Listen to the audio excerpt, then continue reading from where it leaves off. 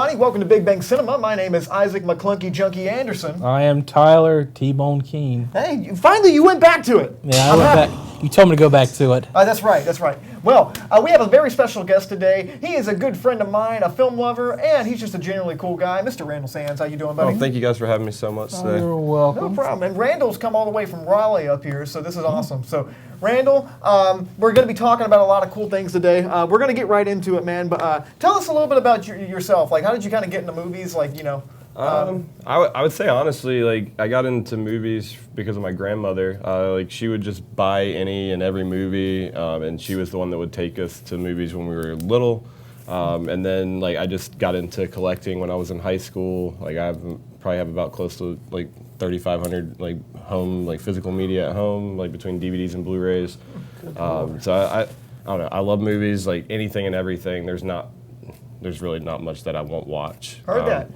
Well, we got a lot of stuff to talk about today, and you definitely know a lot of cool things about it, and thank you so much for coming all the way up here. But, speaking about talking about a lot of things, Mr. Noah Hawley is going to be writing and directing a Star Trek movie starring Chris Pine. Now, I do got a question about this. Will Tarantino still be involved in this film? Separate that films. is They are 100% separate films. Really? Yep. Oh, sorry. There you go. There you go. Oh, so it's still happening. My dream is coming true. Yes. It's still happening. Yeah, it's still happening. I don't know. I haven't heard anything about it in quite a long time. But this was announced a few days ago, and also that photo just makes me laugh. It looks like when you have to take your little brother out, like, or something like that, like when your mom cuts your hair, or you versus the guy she tells you not to worry about, or something. That's exactly what that is. But yeah, they're already rebooting the Star Trek franchise, and it's two separate entities. I didn't know about the two separate entities. Yeah, so J.J. Abrams is, from what I've read, is still in charge of all of it. Okay. Tarantino's will be separate from it, like which basically J.J. Abrams has given him free reign to do whatever he wants. It's just a matter of when he's going to get around to doing it with all his other projects he's working on. But I do know that they have a script written for it, and he's ready to go at some point in the near future with it. This one is kind of weird. I know there's a lot of people that are kind of concerned with the pick because Noah Hawley hasn't really put out a huge body of work other than like his television stuff, which is great. Like yeah, he was the showrunner for Legion. He was a writer on Fargo, I think. Yeah, and, he did. He also directed a bomb at the box office, Lucy in the Sky, recently. Yeah, that was a big old. And that's what a lot of people are like. He's failing upward because originally Star Trek 4 was going to have a female director. I can't remember her name. But she was basically removed from the project because Chris Hemsworth and Chris Pine decided that they didn't want to be a part of it because there was money contract issues. And then they basically hired Noah, and Chris Pine was on board again. So heard that. Well, I mean, I like Legion from what I've seen about it. I think he's a pretty competent director. I don't know what in the world happened with Lucy in the Sky, but. Yeah, I think that this is going to be an interesting choice, and especially with J.J. Abrams behind it, backing it like that, I think it's going to be interesting. But Tyler, what are your thoughts on this? Say, I'm hoping like maybe it's going to be a spinoff what Tarantino's doing, possibly like maybe a spinoff with either original characters, some side characters from the original films. I'd like to see that, just have the crazy, wild Tarantino, but I also want to see a still stable, grounded formulaic yeah, you're gonna get it out. Star Trek film. Kind of follow the J.J. Abrams line a little bit. Yeah, See, I want both. I want what Star Wars attempted to do. That word. I was waiting for it. Yeah, that is McClunky. But I'm kind of on the same page as you guys. Any final thoughts on this before we go on to the next topic, guys? I hope they don't McClunky it. I hope they don't McClunky it. I'm excited for Tarantino's movie. I'm excited for Tarantino's movie too. I feel like I say that. I think everybody should be excited for that. I say that every 3 years. I'm excited for a Tarantino film. Yeah, and hope he doesn't come out with any sort of creepy side stories. Or feet. That involve feet. Yeah. Yeah. But speaking about really creepy things involving feet, the Snyder Cut is gaining some traction with more celebrities. And it's probably never going to happen, but we're still going to talk about it. Mm-hmm. So, so people have been rallying behind this, specifically Gal Gadot and Ben Affleck. Mm-hmm. What do you guys think about this? Do you want to see the Snyder Cut? Do you think it's real? Do you think it's a bunch of malarkey? I feel like I made a big analogy before the show started about I don't remember what it was, but I remember It was not FCC regulated. So Oh, it was we can't do FCC regulated. Okay, I tried which one of the three I made. Well, to me, I feel like this is kind of like it doesn't exist, but everybody's asking for it. that. Yeah, it's just like my girlfriend. So I mean, I don't know. Asking to see it. It just doesn't Yeah, exist. you sound like my mother right now. So- Randall, what do you think about it? So it exists. The cut does exist. They're working on it currently.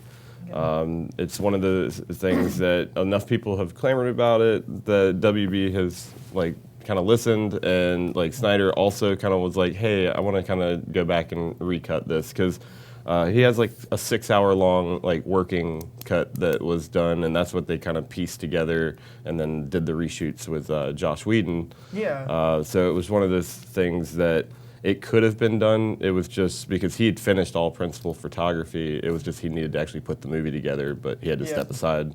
I don't know if it's I believe there is a cut of it. Tyler says this thing doesn't exist. I think there is actually a rough cut of it. I don't think it did exist at one point.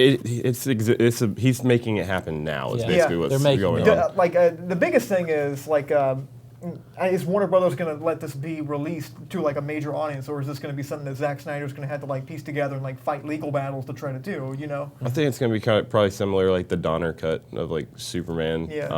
It's going to be something that gets released separately. WB is going to want to make their money off of it because there are enough people that are that want it. Well, on the reverse of the Donner, Donner parts were the best parts of the original Superman film, but I got a feeling that the parts for this new film, the Justice League, that the parts that were filled in by Joss Whedon, I got a feeling they might be better than what Snyder had originally planned. Because I've heard maybe. it was unwatchable, the first original cut of it. I mean, half of his movies are unwatchable and they get released. It's true. It's mostly because Snyder is really good at creating moments. It's just moments, and he can nail a scene perfectly, but he can't string them together. It's literally just going from one moment to another in his movies.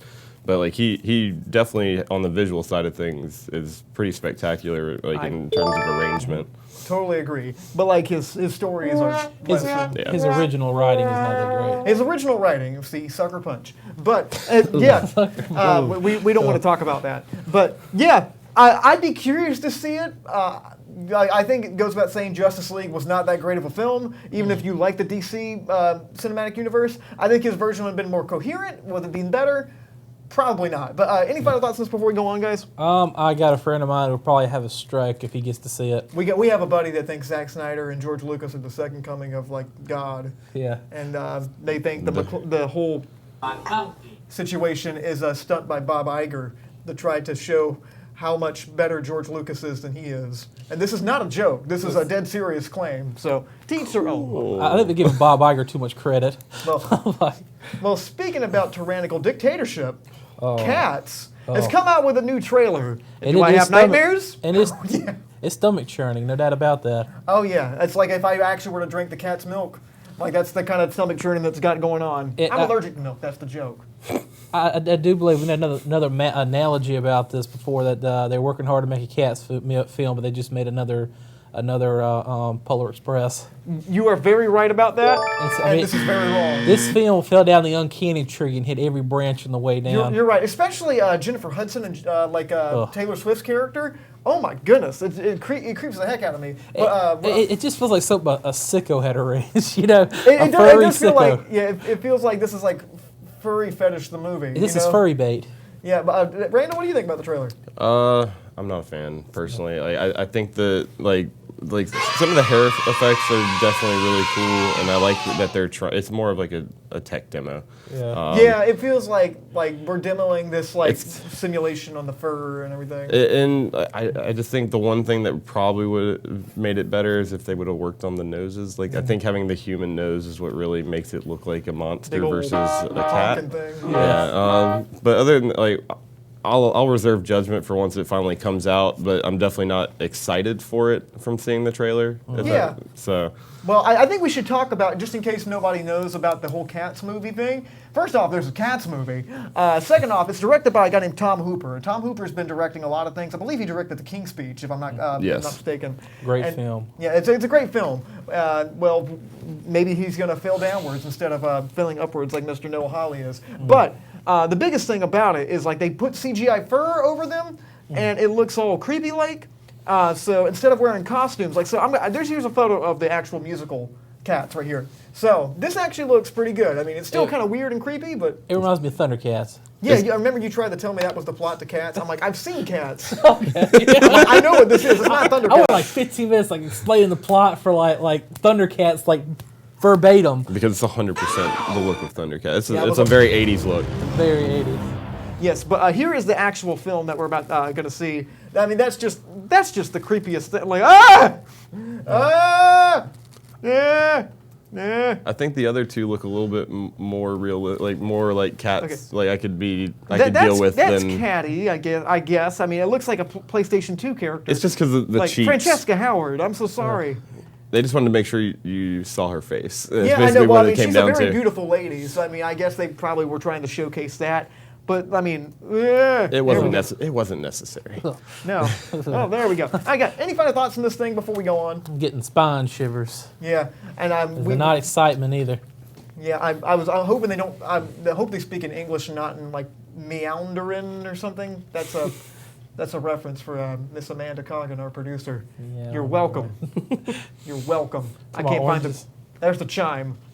There you go. A little awkward. Thank you so much. Oh goodness, take that off, Amanda. Okay.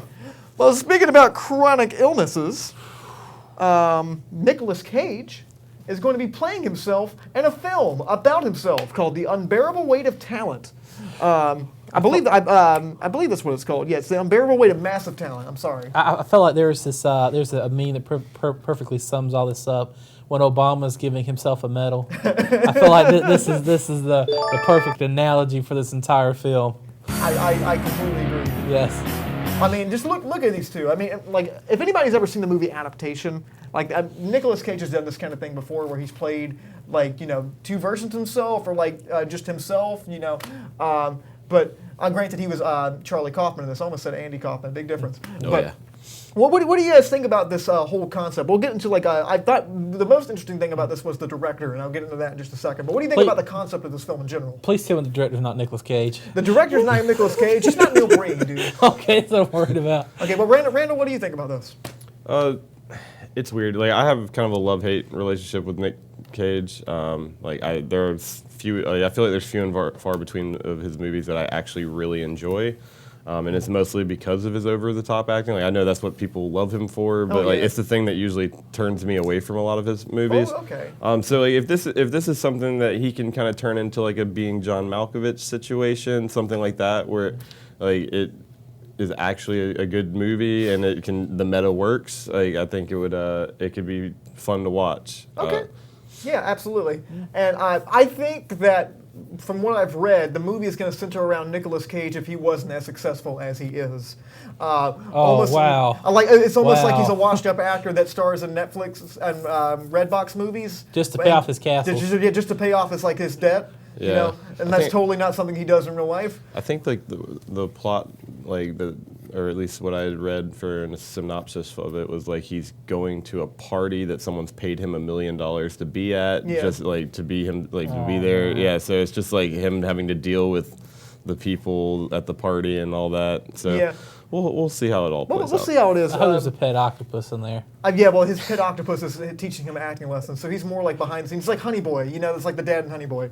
But so I think we should get into the director before we go on. The director of this movie is a guy named Tom Gormican, I think his name? Gormican? I think that's how you pronounce his name. And do you either one of you guys know who this guy is? I don't have a photo of him. I can't think of. So off the he top of my directed a head. movie called That Awkward Moment, and he directed a series called Ghosted for a long time. Have you heard of either of those things? I've heard of the movie, not the show. I've heard a TV show called That Awkward Moment. That Awkward Moment is a movie starring Zac Efron, Michael B. Jordan, and somebody else. And it tells you how memorable it is. It was a big pile of garbage. Yeah, that was quite a few years ago. That was like 2014, 15. It's what's his face from Whiplash, right? Oh yeah, it was Miles Teller. I forgot. It is. Yeah. And they all look so checked out during that movie too. Like they do not want to be there. So I mean, I don't know. I felt like this should have been, maybe somebody with a little bit more of like a vision about something. Kind of like a well-crafted like character Fred piece kind of guy. Durst. Goodness no. I mean, well, he technically is a character piece director. And he had a not bad film either. It wasn't bad. It wasn't good either. I mean, it's like the chilies of movies, like we say, But again, any final thoughts on this movie before we go on? I'm excited about it personally. I'm curious to see how it's going to be. So. He's just patting himself on the back. Yeah, it's going to be sort of like the way you described it. It's almost going to be like The Wrestler, where it's going to like he has to deal with the fact that like he's a washed-up kind of guy. Yeah. But I don't know. What do you guys think about any of these topics that we talked about today? You can leave a comment on Facebook.com/Studio67NCC, YouTube.com/NashComCollege, or you can find us on Instagram at Studio67NCC. We'd love to hear what you guys have to say. And if you're listening on the radio, you can always feel free to just comment on those social media platforms. Let us know you're listening there. But guys, thank you so much for watching and listening so far. We're going to be right back with a review about Ford versus Ferrari. So, hasta la vista, baby. stay with us.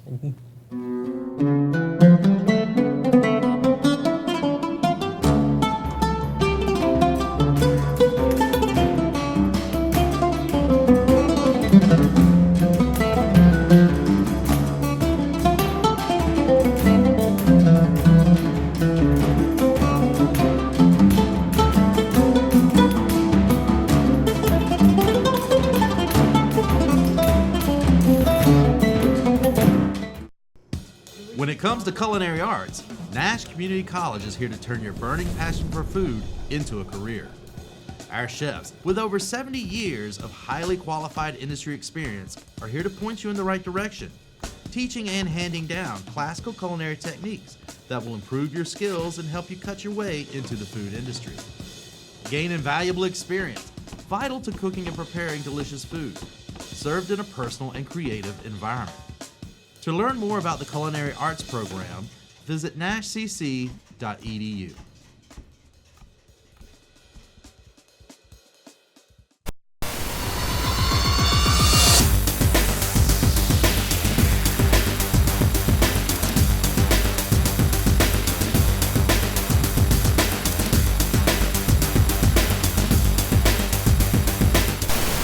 Well, geez, that looks like a fun program. Guys, welcome back. I'm Isaac McClunky Junkie Anderson. I am Tyler T-Bone Keene. And that's Mr. Randall Beardy Sans. What do they call the Salty Sea Captain? Yeah. Yeah, Salty Sea Captain. I should call you that from now on.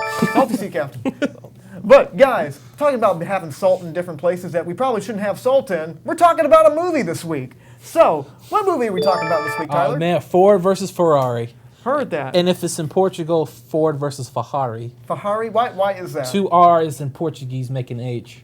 Well, I learned that. Well, 2 R's in America are just like a car makes, okay? Yeah. I think it makes more sense like that, Tyler. Absolutely Makes does. more sense for a car movie. There's a lot of R's in that title, too. Okay. Well, Tyler, what's Ford versus Ferrari about? It's about Ford versus Ferrari. It's about Shelby creating the pretty much the first raceable Mustang. We pretty much reinvented a pile of garbage. Thank you for. I like how he censored himself. There you go. Pile of garbage and made it the award-winning and one of the most sold sports cars in the world. Heard that. Well, Tyler, what do you think about this film? I thought it was really good. Well done. A little too long, but I thought the cinematography was one of the best parts about this entire film. The acting was good, but like I was more blown away by the imagery, the racings, because usually in a film you have racing scenes. It's zoom, zoom, zoom, zoom, or you have like a weird first person. This was just like, I mean, if like you were right there in the seat with them, like racing. It was incredible. Oh yeah. Well, Randall, what do you think about Ford versus Ferrari? Well, one, I'm really big into cars and things like that. So like I've known about the whole Ford versus Ferrari like races for Le Mans for a long time. I think that I honestly thought the performances were really great. I really think that the editing is one of the things that stands out the most for this. I think whoever edited this film like automatically like they're nominated for an Oscar as far as I'm concerned. Like. Yeah. There are certain things, even you brought up, like there's very few car films. Like I was even watching Rush just as a comparison the other day. Like you feel like you're in that car, like driving along with them at those speeds. And And like Ford versus Ferrari, you're talking yeah, about. and it's just one of those things that like you don't see in car movies very often. Usually, it's like it's a steady cam or a still cam that's just kind of like either riding Like they're just alongside. panning it, Yeah, and It's got like the shaky on their face. And, yeah, you know. this movie makes you feel the speed like while you're watching it, which is a really interesting feat. I honestly enjoyed every moment of this movie. Christian Bale was just. It's fun. It's just really nice to be able to hear his actual His actual voice instead of him pretending to be like an American Yeah. or like another region or something like that. Well, let's try to we'll knock down some specific parts about this movie. I'll just tell you about my thoughts about it. I really enjoyed it. I'm kind of on the same page as you, Tyler. I thought it was a little bit too long. I thought it got a little bit. It was a little bit indulgent near the end. I was like, end, and it just went on for like 30 more minutes than it should have. But I thought the movie looked great. It was extremely well directed. The racing scenes were a highlight, and we'll talk a little bit more about like the actual set design and like all that kind of stuff and how they accomplished that kind of thing. But yeah, I really enjoyed it. So I think we should talk about the characters and everything. So these obviously are real people that these people are being portrayed in the movie. So Matt Damon and Mr. Christian Bale are the main ones. What did you guys think about the performances compared to like this being a real story? I thought, Matt Damon did a pretty well job being Carol Shelby, and and Miles was, Christian Bale. I thought both of them did they really played off of each other too. The arrogant race car driver, and the kind of retired genius racer. Yeah, I feel you. Well, what about you? What about you, Randall? Like one character that really like stood out the most, was the gentleman playing Henry Ford II for me. Yes, I think he played it really well. Exactly like how he really was in real life too. Like he was just I guess he was kind of like just a stalwart person. Like he was just very stern, but he was also like when he wanted things done, like he wanted it done, and it was mostly because he wanted to make sure he was keeping that Ford name like at the top where it belonged as far as he was concerned. Yeah, because my grandfather Yeah. was Henry Ford. He brought that multiple times in the film. But his grandfather, Yeah. and my grandfather built this company. That legacy was very important to Yeah. him, and he was willing to basically throw out everything to make sure that like he wasn't disrespected. That's like the first scene in the movie. Like he's threatening to like cut everybody's job off because like they're not doing something that he didn't like or something like that. And throughout the movie, obviously, like was that lawyer character not the lawyer, but like the guy that was kind of like trying to screw over Shelby? Was he a real character? Or was that something just made for the movie? The guy that was like they should all wind up at the end together. No, that was he was a real person. I think the only thing he wasn't. It's kind of weird because he was the one that kind of like kept like preventing them from doing a lot of the stuff they needed to do. They really vilified him in this movie. No, he basically was the villain. The real hero of the story they didn't really use in this movie, which is kind of weird. Lee Iacocca, which was played by Bernthal. Yeah. So like, it was one of those things that like he should have been more prominent because he was the one who really pushed the program to where it needed to be and got them the things they needed to make the car. Yeah. I mean, he's the one that came up with the whole Ferrari idea. Yeah, that's what I'm saying. Like they brought it in as that, but like he was definitely more involved in the process than the movie showed. Like he's a very big figurehead in Ford. There was so like, much to balance in this movie, though. I mean, like, also I really respect the fact that like the whole last hour of the movie is not in the trailer. Yeah. Like that's none of that. I thought the whole movie was going to be spoiled by the trailer, but like it turns out the whole last act is like that's all fresh and stuff you've never seen. But yeah, you're right. John Berthrow's character like kind of disappears after a while. I'm like, oh, what happened to him? But I love that part when he was talking to Enzo Ferrari. yeah, Oh, that he remembers every word what he said. Every word, man. And he goes, it turns out at the end he could speak English the whole time. He had the translator, and he just fusses him out in like Carlos, and he's just like, rah, rah, rah, rah, rah, and then he just like, oh, that was great. He goes back and tells Henry Ford, and he's like, what'd he say? And he like stand there, and he was kind of nervous. He's telling Henry Ford, he's called you fat. He did call me fat. He said we make ugly little cars. What else did he say? And an ugly little factory. I love that part. He said you're Henry Ford Jr. You're not Henry Ford. Yeah, you're not Henry Ford. Yeah. But and also, I think we should go on because we're running out of time. The set design and specifically like all the kind of the world building that they had, along with the cinematography, we'll kind of lump those two together. That to me, that was one of the highlights of the film. It really felt like you were in that place. great. I mean, it didn't look nostalgic per se. Like it wasn't trying to like invoke like, oh look, we're looking like a movie from the '60s. It just looked like the '60s, you know. And the cinematography was absolutely gorgeous. I think it was the same guy that did Logan that did the cinematography on that too. Yeah. He had kind of the same team. James Mangold, the director. On the yeah, score. yeah. Score's great. Ludwig Göransson. Yeah, he. No, not Ludwig Göransson. Was it? It wasn't Ludwig Göransson. I forgot who the scored this one. Ludwig Göransson's The Mandalorian. So. Yes, James Mangold was attached to do that before he got attached with this. But James Mangold's a fantastic director. You think he'll get nominated for this? Possibly. I Yeah. would say so. It's one of the best reviewed films of the year, and like I said, it's some of the best acting I've seen this year too. Yeah, I mean, like you said, the racing scenes were like nothing I've ever seen before. It was super well done. It sticks the out in story your was mind. strong. What was that? I'd say it stays like in your mind too. That's like Nick after. Cage. We don't want that. Sorry. Like, it's definitely like something that you think about. It's like I really would like to see it again. Like it's like the first movie. I'm like I need to see this again. Like as soon as I can. Yeah, I think I'll walk out like maybe 20 minutes before it ends because I think that after that the story is kind of over. You know what I mean? Like that. I guess we can go into slight spoilers because then we got to end. Very slight spoilers for Ford versus Ferrari. So at the very end, obviously, Mr. Miles dies in a car crash, and they all start running towards him. He's got this voiceover, and it feels like the end. Like this, like, oh wow, this is going to be where it ends, and it's going to go to his son, and that's going to be like how the movie goes out. But instead, it goes on for another 25 minutes talking about like how everybody moved on from that, which I guess, I mean, that stuff's very well done too. And then I think it ends with them putting him in the Hall of Fame. Yeah, I mean, I like that. You know, I just felt like it.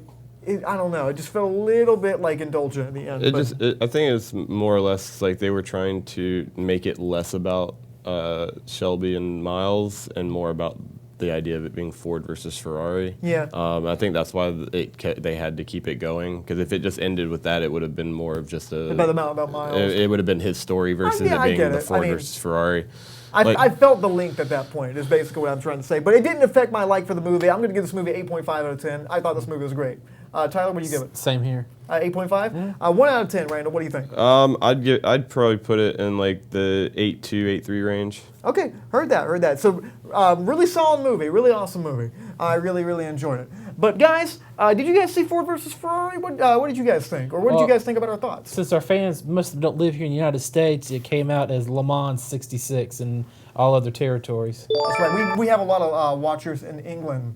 And India. And India and Zimbabwe. Zimbabwe too. Nice. Yeah, there's a lot of them. So, hi, Bristol lady. I know she watches all of our stuff. You can watch any of our stuff at Studio 67 NCC on Facebook, Studio 67 NCC on Instagram, and YouTube.com/NashComCollege. Randall, thank you so much for being here, buddy. Well, thank you for having me. It's No been a problem. We hope pleasure. to have you back up here sometime soon. Of course. Anytime you want to talk about a movie, you're always welcome. Right. So, anyway, guys, no show next week because it's going to be Thanksgiving, but most likely we'll have a Click Flicks up about something and try to have you some content during that little break. So, anyway, guys, thank you so much for watching. My name is Isaac Anderson.